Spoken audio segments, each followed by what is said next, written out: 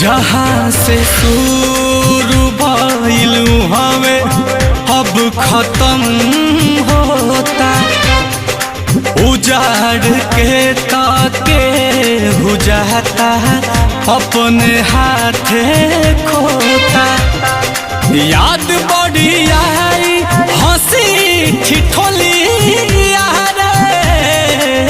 चल जाई पिया वाले के डोलिया रे। जहाँ से शुरू भइलू हमें अब खत्म होता। उजाड़ के ताके बुझाता अपने हाथे खोता। याद बड़ी आई हंसी ठिठोली चल जाई पिया वाले के डोलिया रे। दर्द न जानी के जग हर जाई बा हद हो गइल बाटे होत विदाई बा हद हो गइल बाटे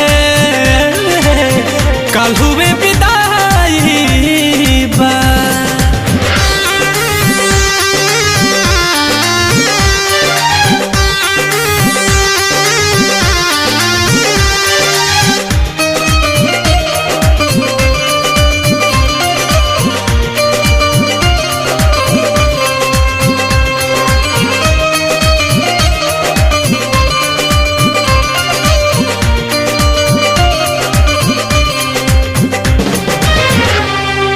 वफा के राह में कांटा ही कांटा भरल बा। आज के हु के दिलवा प्यार से ही जरल बा।